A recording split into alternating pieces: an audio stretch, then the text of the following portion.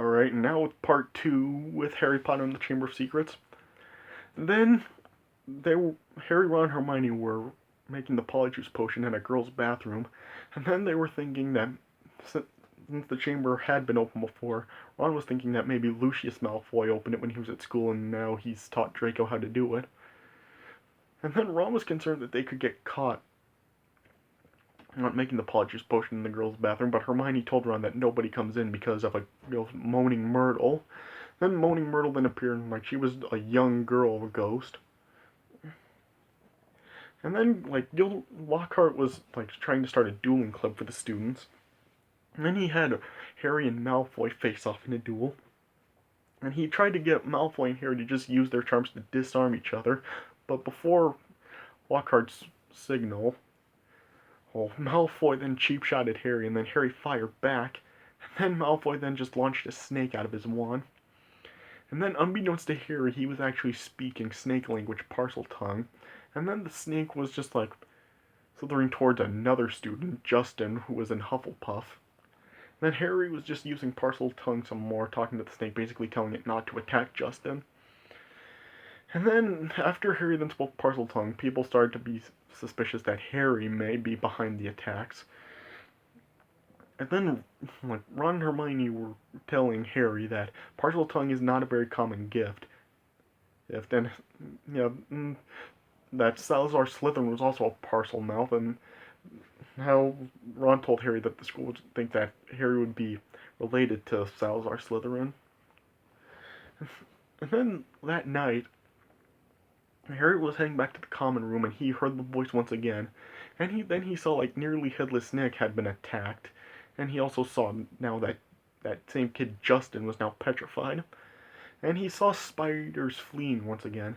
And then Filch and Professor McGonagall then came by and saw what happened. And then Professor McGonagall sent Harry to Dumbledore. And then when Harry arrived in Dumbledore's office, he found Dumbledore's phoenix bird, Fawkes. Then he saw Fawkes just catch fire and burn into ashes. But Dumbledore explained to Harry that phoenixes just do that when it's time for them to die, and then they just are reborn from the ashes, and then it showed Fawkes being reborn. And Dumbledore told Harry that phoenixes can carry huge loads and their tears have healing powers. And Dumbledore believed Harry that he didn't cause the attacks, but Dumbledore asked Harry if he wishes to tell him anything, and Harry said no. And so then Dumbledore just sent Harry off. Then during the Christmas holidays, Harry, Ron, and Hermione finished the Polyjuice potion, and Hermione told Ron and Harry that the real Crabbe and Goyle can't burst in on them when they're interrogating Malfoy, and so to take care of that, she had some cupcakes that she filled with a sleeping draught that was really powerful. And she told Harry and Ron that once Crabbe and Goyle fall asleep, to hide them in broomstick cover and pull out their hairs. And Hermione also had some hairs that she got from another girl in Slytherin from her robes. Then Harry and Ron placed the cupcakes somewhere where Crabbe and Goyle found them, and then Crabbe and Goyle just bit right into the cupcakes, but then they just passed out. And then Harry, Ron, and Hermione then drank their Polyjuice potions. And Hermione told them that they would have 1 hour before they would change back into themselves. And as they were drinking it, they were starting to feel sick to their stomachs. And Ron and Hermione ran into some toilet stalls, but Harry just continued to stand right in front of the sink. Then it showed Harry's skin starting to bubble. Then it showed through a mirror that Harry transformed into Goyle, and Ron transformed into Crabbe. And then Hermione just told Harry and Ron to go on without her, and Hermione just stayed in the toilet stall. And yeah, Harry and Ron as Crabbe and Goyle then eventually ran into Malfoy and then went back to the Slytherin common room. And then Malfoy made a comment about the Weasleys, and then Ron got mad about it. But as Crabbe, he just told Malfoy that he had a stomach ache. Then they eventually asked Malfoy if he has any idea who's behind the attacks. But Malfoy just said no. But Malfoy told them that his father had said that it's been 50 years since the chamber was open, and who did it was expelled, and the last time it was open, a mudblood had actually died in it. Now it's a matter of time before it's done again. And eventually Harry and Ron then did change it back, and they were able to escape before Malfoy could actually see them. And then they tried to tell Hermione what they found out, but Hermione still just didn't come out. And then they just then saw, like Hermione told them that she actually pulled cat hair off of that girl's robes, and so Hermione had turned into a cat. And then later on, Harry and Ron saw that just the hallways were flooded with water, and it was coming from the girls' bathroom, and it was just Moaning Myrtle just upset because someone had apparently thrown a book at her. Then Harry and Ron eventually found the book, and it turned out being a diary that was actually empty. Nothing was written in it. And Harry saw that there was a name on the diary, Tom Marvolo Riddle. And Harry then noticed that just all the ink that goes into the pages just dissolves right into them. Then Harry just started writing into the diary, saying that his name was Harry Potter, and then text disappeared, more words popped up just saying that his name was Tom Riddle. Then Harry asked Tom Riddle if he knew anything about the Chamber of Secrets, and Tom responded with yes. Harry asked if he could tell him, and he said no, but he told Harry he could show him. So he basically just sucked Harry into the diary, and basically just a vision from 50 years ago. And it showed like Tom Riddle at Hogwarts, and it just showed like the mudblood that died. I was being carried out. And like just Tom was confronted by Dumbledore, and yeah, Tom was just like asking Dumbledore that if the person was caught behind the attack was caught, if it would all stop. And then like basically the same thing that just happened with Harry happened here. Dumbledore asked Tom if there was anything he wished to tell him, and Tom said no. Then Dumbledore just sent him off. Then like Tom just ended up sneaking off, and then he confronted Hagrid, who was like taking care of a spider Aragog, and yeah, basically he like Tom was accusing Hagrid of being the one behind it, and that Aragog was the monster, and so yeah, Tom then just tried to attack Aragog, and then yeah, he just like held Hagrid back and just told Hagrid he would be expelled, and then Harry was then just like pulled right back out of the diary. And then that gave Harry the impression that Hagrid was the one that opened the Chamber of Secrets. But then Neville then came to Harry, and he took Harry back to the dormitory and just showed that Harry's whole bed area had been ransacked. But Harry then saw that the diary was gone. Then there was supposed to be a Quidditch match between Gryffindor and Hufflepuff. But right before Gryffindor was about to go onto the field, Professor McGonagall came and told them that the match had been canceled, and she sent the team back to the tower, except for Harry, and she told Harry that there was something that he and Ron both had to see. So she took them to the hospital, and they saw that Hermione was now petrified. And Professor McGonagall told them that she was found near the library along with a mirror. Then like back in the Gryffindor common room, Professor McGonagall told the Gryffindors that there were new rules that were to be put into effect, that every student will return to their common rooms by 6 o'clock every evening, and every student would be accompanied to a lesson by a teacher. And she told them that it's likely the school will be closed unless the person behind the attacks was caught. Then that night, Harry and Ron snuck off in the invisibility cloak to try to talk to Hagrid about the chamber. And they saw that Hagrid was kind of acting strange. And then Hagrid then got a visit from Professor Dumbledore and the Minister of Magic, Cornelius Fudge. And then Fudge was basically just saying, because of the attacks on Muggleborns and Hagrid's record, that Hagrid has to go to Azkaban prison. And Lucius then arrived, and he basically just informed Dumbledore that the governors have decided to suspend Dumbledore from Hogwarts. And so then, yeah, then like Dumbledore was left, and then yeah, Fudge then took Hagrid to ask him in. But before Hagrid left, he had just said, like, talking to Harry and Ron, unbeknownst to Fudge, he said that if any, they would have to follow the spiders. Then Harry and Ron saw spiders fleeing once again, and yeah, they then followed the spiders to the dark forest. And then they eventually came across Aragog once again, and Harry was explaining to Aragog what was going on at the school, and that Hagrid is suspected to be the one behind it. And then Aragog revealed that Hagrid had never opened the Chamber of Secrets, and he's not the monster. But when Harry asked who was the monster, Aragog told Harry that they don't speak of it, and all he said was that it's something that the spiders fear more than anything.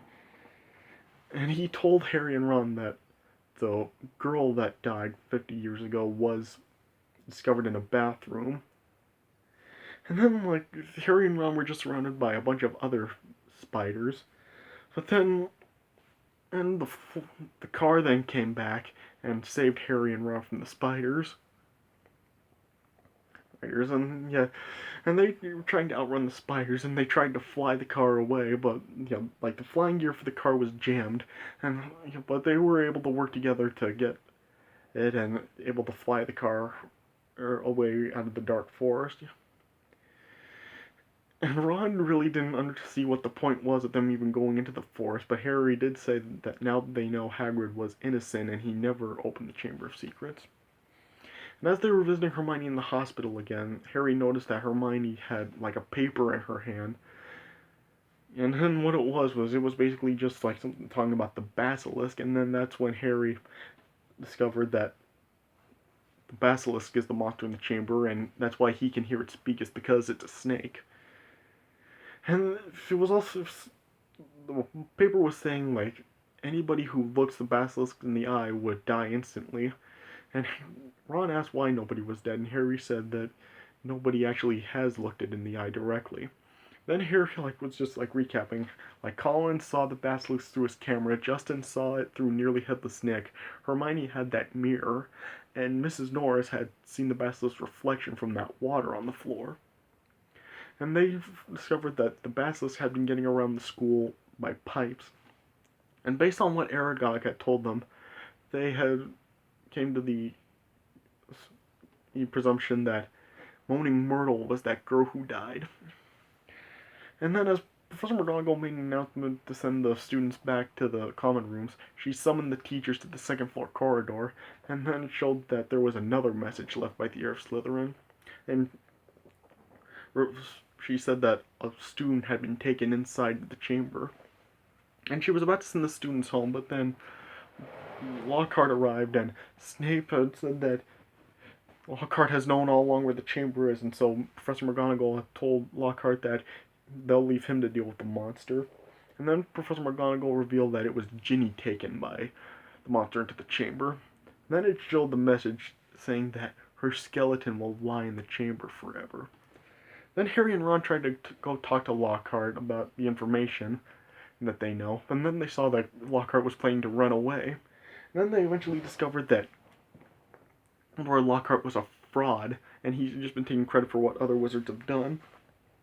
But Lockhart told them that he can do memory charms, and he was going to try it on Harry and Ron, but Harry and Ron stopped him from doing it, and they brought him along with them. And then Harry asked Myrtle how she actually died, and Myrtle was explaining to Harry that she was just in a toilet stall, and then she heard somebody talking, and she was trying to tell the person to go away, and then she just died after she saw a pair of yellow eyes by a sink. Then Harry saw that on that sink there was a snake symbol, and so Harry felt that may have been the entrance to the chamber. So Harry said something else in Parseltongue, and then just the sink basically opened up, and it just basically opened up a passage to the Chamber of Secrets.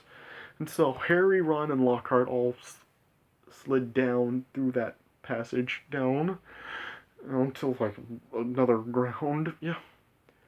And then they eventually came across at least 60-foot long snake skin, and Lockhart just passed out from the side of it. Well, supposedly passed out, but then he eventually just like bounced back up and snatched Ron's wand away. And then he tried a memory charm once again. He tried to give Harry one, but once again it was Ron's wand, and because of the condition it was in, it just blasted Lockhart back.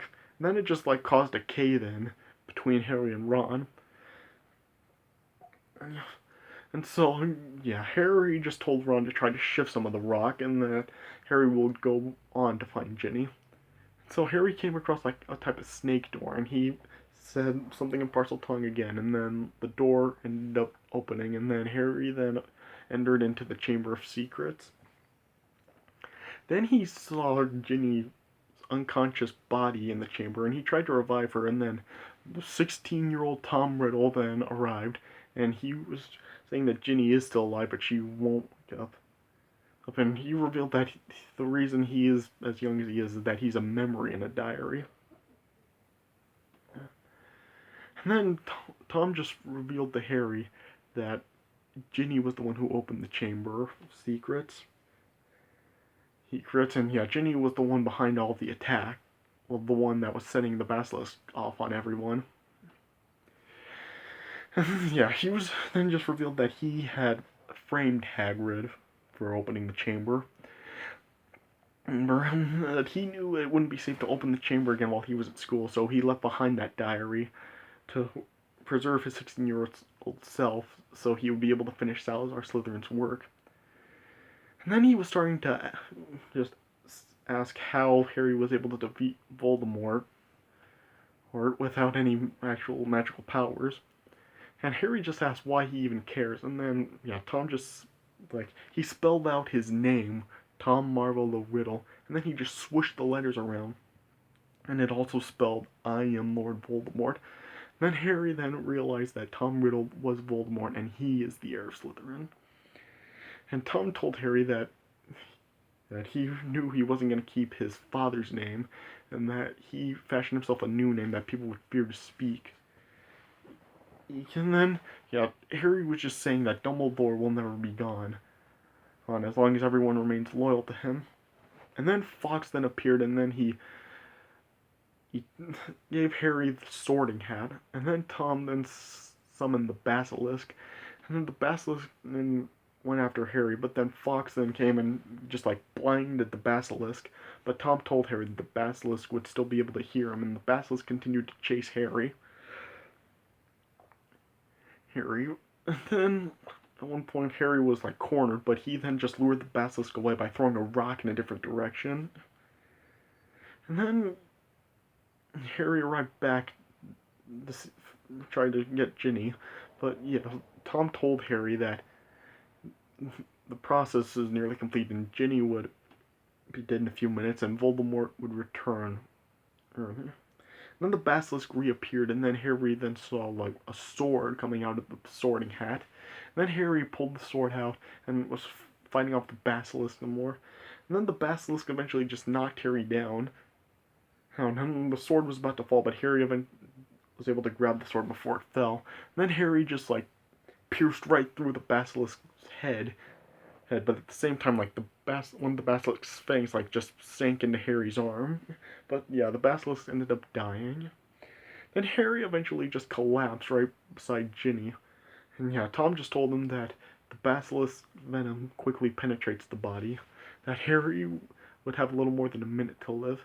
But then Harry then just stabbed the diary with the fang, and yeah, just ink was leaking out of it, and then, yeah, Tom Riddle was just disintegrating, and eventually just disintegrated completely. Then Ginny was revived, and then Fawkes then came and just healed up Harry's wound. Then later on, in Dumbledore's office, he was summoned back. And then he told Harry and Ron, for their services to the school, that they would receive special awards. And he had Ron just deliver some release papers to Azkaban, send release papers to Azkaban. Then, yeah, Dumbledore then told Harry the reason he can speak Parseltongue is Voldemort can too, and Voldemort inadvertently transferred powers to Harry when he gave him the scar on his forehead. Then that's when Harry realized that what the Sorting Hat said about him doing well in Slytherin was true, and that he should be there, and Dumbledore said that it was true, because Dumbledore does know that Harry has many of the qualities Voldemort does, but he is different from Voldemort because he's in Gryffindor. And he showed Harry, like, the proof of why he belonged in Gryffindor. And then he showed him the sword, and it had Godric Gryffindor's name on it. And Dumbledore just told Harry that it takes a true Gryffindor to pull that out of the hat. Then Lucius arrived, and along with Dobby, and then that's when Harry realized that Dobby serves the Malfoys. Yeah. And then, Dumbledore said that after Ginny was taken into the chamber, that the governor saw fit to summon Dumbledore back, and he also told Lucius that the governors were under the impression that he would curse their families if the governors didn't agree to suspend him. And he told Lucius that the one behind the attacks was caught and that it was Voldemort, and he chose to act through someone else by means of the diary. And he said the consequences for the one responsible for it will be severe. And Harry just told Lucius that he would always be around to save the day. And after Lucius and Dobby had left, Harry asked if he could have the diary, and then Harry gave the diary to Lucius, and he told him that he thinks that Lucius slipped the diary into Ginny Weasley's cauldron at Diagon Alley, and Lucius just told Harry to prove it, and later, in a later movie, it would be revealed why he actually did that. And then, Lucius just gave the diary to Dobby, and Dobby opened up the diary and saw there was a sock in it, and then, Dobby had been presented with clothes and was freed. Harry revealed that he was the one who placed the sock into the diary, and Lucius was about to use the death curse on Harry, but Dobby, he saved Harry and just blasted Lucius back. And Lucius just swore to Harry that one day he would get the same end as his parents.